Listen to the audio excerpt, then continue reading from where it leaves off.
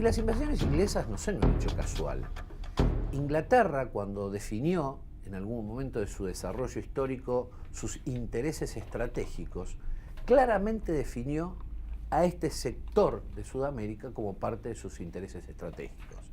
Los ingleses, antes, ya por 1765, hacen una primera ocupación de las Islas Malvinas. Hay varias expediciones que realizan los ingleses para ir estudiando geomorfológicamente, biológicamente, cartográficamente, este sector.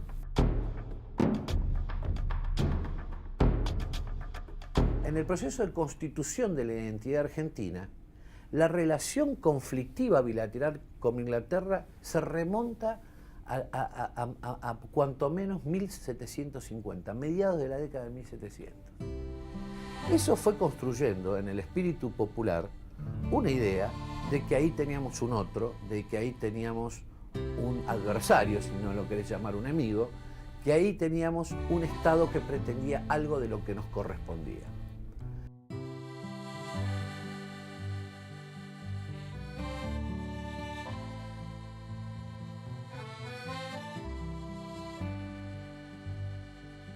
Hay una historia de las relaciones anglo-argentinas, y digo relaciones desiguales, porque son relaciones que se dieron entre un país poderoso y un país periférico, que de alguna manera justificó ese apoyo popular como una forma de decirle a los ingleses no, nosotros vamos a intentar recuperar lo que es nuestro porque por derecho y por historia nos corresponde.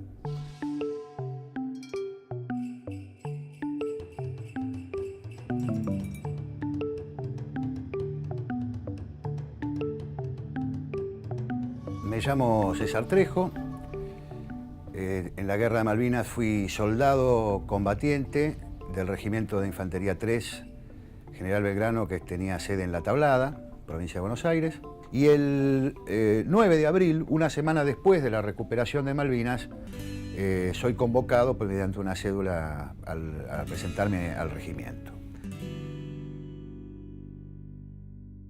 Yo recuerdo que el 2 de abril, cuando me enteré, como la inmensa mayoría de los argentinos, de que la Argentina había recuperado las Islas Malvinas, me puse muy contento. Y recuerdo que mi hermana me dijo, Marcia, me dijo, pero te pones contento, pero vas a tener que ir vos también, te van a convocar. Yo dije, bueno, si me convocan voy. Y efectivamente esa fue la actitud, creo que del conjunto, de la inmensa mayoría de los soldados, de los muchachos que estábamos bajo bandera. No hubo un solo desertor ni infractor durante la convocatoria a Malvinas, al contrario, fuimos más de los que teníamos que ir. Compartíamos esa emoción y esa algarabía. Yo soy Delmira de Cao, mamá de Julio Rubén Cao,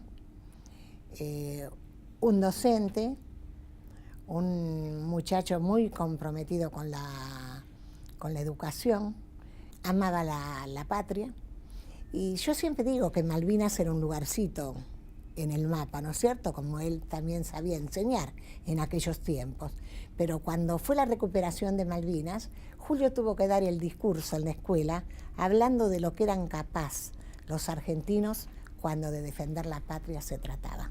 Convocan la clase de él.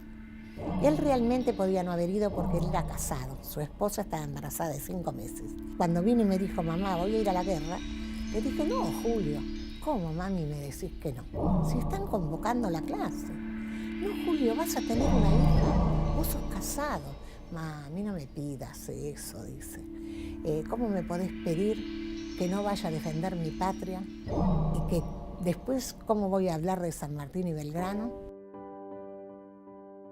Así que se fue sin ningún miedo, se fue tranquilo, con mucho orgullo a defender su patria y su bandera, ¿no?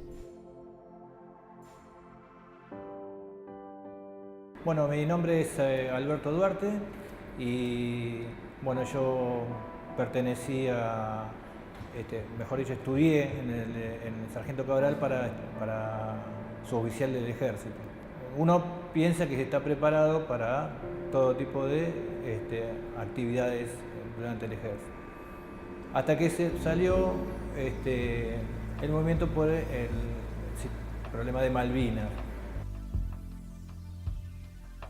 El 13 de abril, que fue cuando empezaron los preparativos en serio para la marcha, para el problema de Malvinas, ya las cosas empezaron a cambiar. A la mañana, al despegar, como dije anteriormente, pertenecíamos al regimiento 6. A la tarde nos encontrábamos tomando un avión para desembarcar en Malvinas. Soy de clase 1963, nacido el 18 de septiembre. Pertenecía a la clase a la Escuela de Ingenieros de Campo de Mayo. No tuvimos tiempo de nada. En una semana ellos nos hicieron aprender cómo se colocaban las minas antitanque, las minas antipersonales, las trampas cazabobos, todas esas cosas con 2 meses de instrucción, y así viajamos el 11 de abril. Todo esto, para el que lo ve de afuera, dice, en tan poco tiempo pasaron tantas cosas. A nosotros nos pasaron muchas cosas. Nos pasó nada más ni nada menos que una guerra.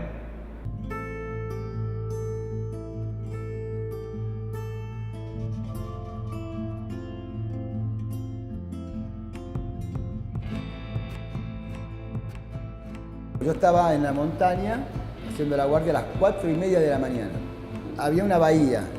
Yo estaba en la montaña y abajo estaba la bahía, donde se ve un barco que era el Bahía Paraíso, que estaba estacionado a las 4:30 de la mañana, ¿no? Bueno, 4:25 pasan 2 aviones por la bahía en plena oscuridad, estoy hablando, en plena oscuridad. Vos estás en la montaña, abajo en la bahía, las luces estaban más allá.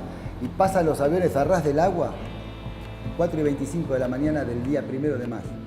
Y llamo al guardia, llamo al jefe que estaba de vigilancia y le digo, mi cabo, primero me parece que vi 2 aviones. Y me dice, pero no sea pelotudo, ¿cómo va a haber 2 aviones? ¿Cómo? ¿Usted solo lo vio? 1 de mayo, ¿eh? A las 40 minutos nos empezaron a dar sin asco. Empezó el ataque, el bombardeo terrible. Yo estaba al hospital acá, yo estaba en la montaña arriba y la bahía estaba ahí, ¿no? Y ahí nos empezaron a atacar. Y ahí es cuando se dieron cuenta que la guerra había empezado.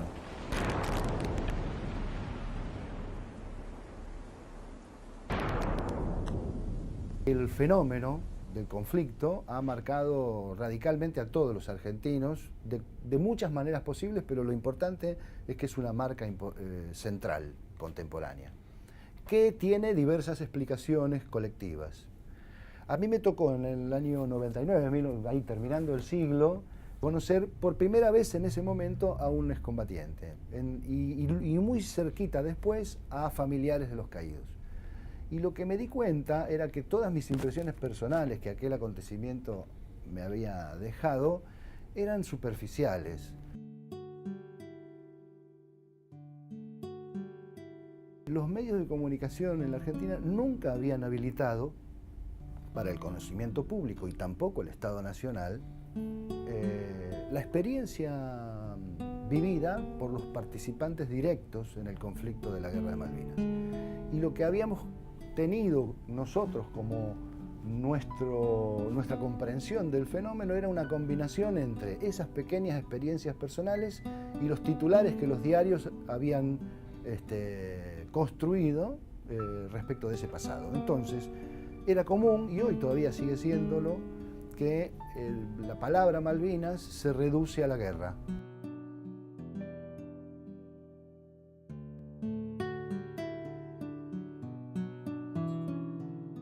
Fue terrible.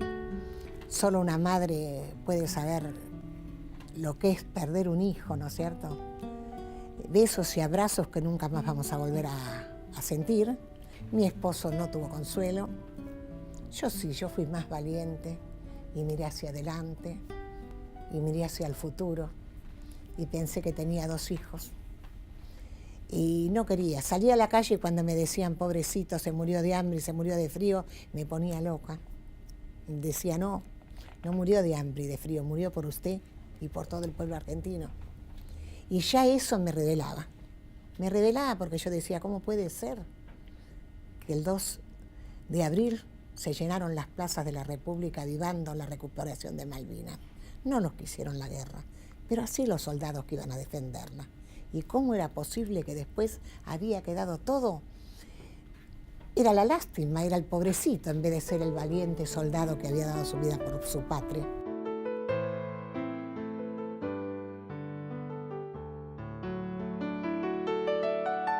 Cuando nosotros regresamos, nos encontramos con una situación tremenda, porque los primeros desmalvinizadores fue la última junta militar.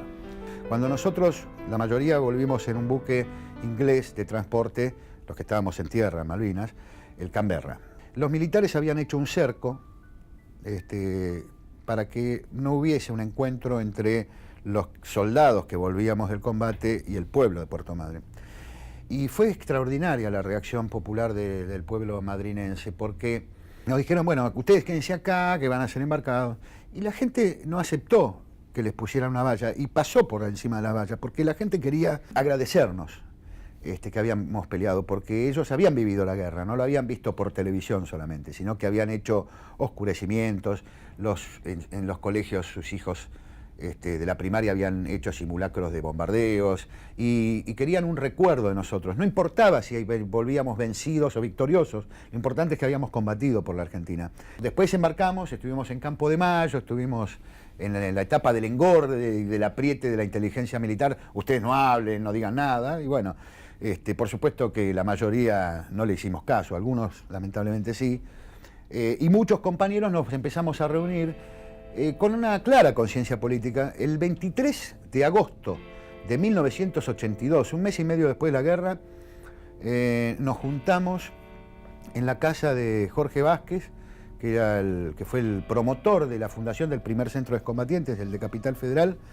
y ahí, nuestro estatuto era claro: recordar a los compañeros caídos, recuperar el sentido histórico del ejército sanmartiniano, condenando al ejército represor, decir la verdad de lo que había acontecido con sus cosas buenas y sus cosas malas, y decíamos que volveremos a Malvinas de la mano de América Latina.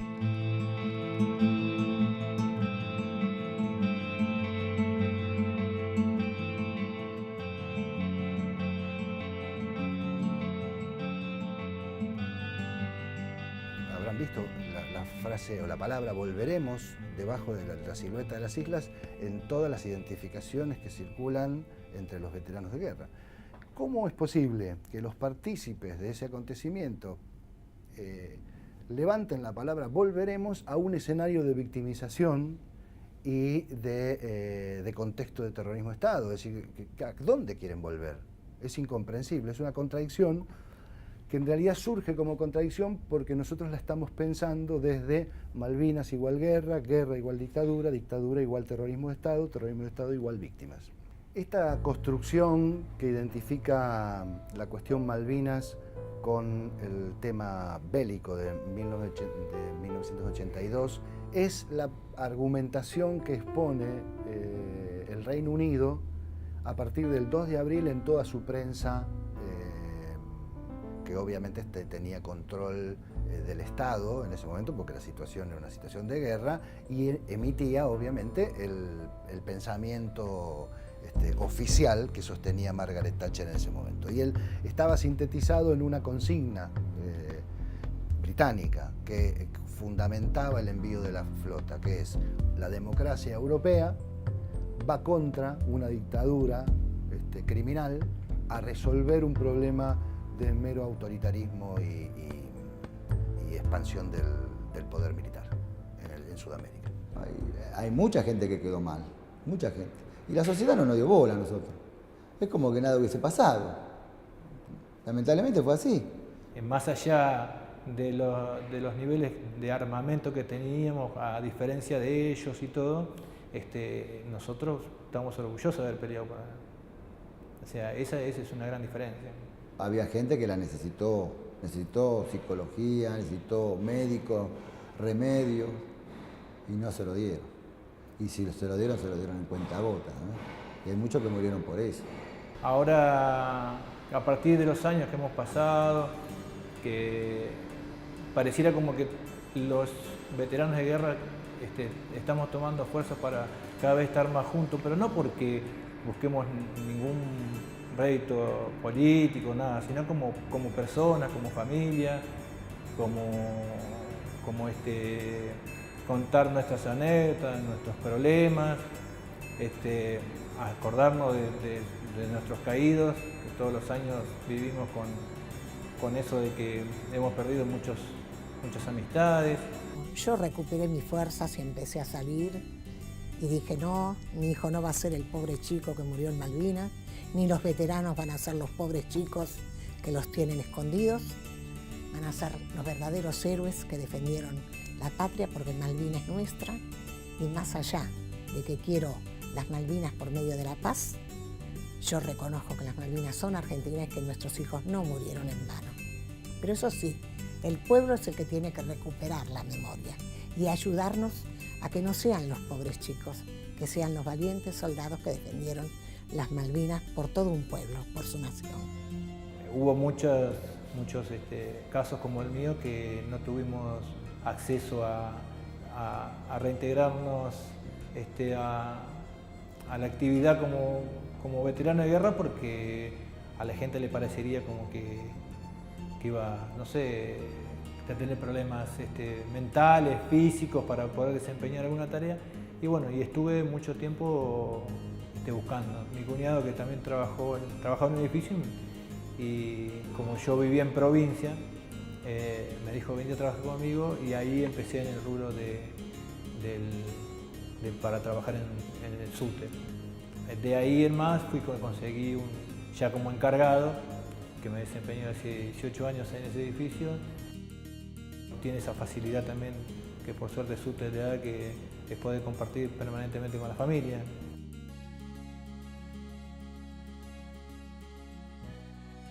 Por lo menos el que más se preocupa por la gente y trata de salir adelante, ¿sabes?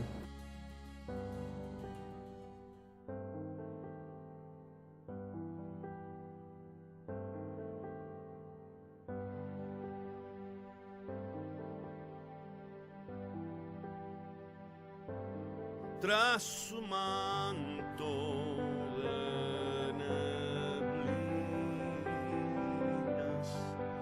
no las hemos de olvidar. Las Malvinas argentinas, clama el viento y ruge el mar. La gesta de Malvinas o la causa de Malvinas es el acontecimiento histórico del siglo pasado más homenajeado en todo el país. En cada pueblito, por más pequeño que sea, hay una calle, hay una escuela, hay un aula, hay un busto, hay un adoratorio, hay un hospital, hay una plaza. ¿Esto qué quiere decir? Que el pueblo hizo lo que la superestructura negó. Es decir, la remalvinización vino de abajo hacia arriba. Por ausente, por vencido, bajo extraño pabellón, ningún sueño más querido de la paz.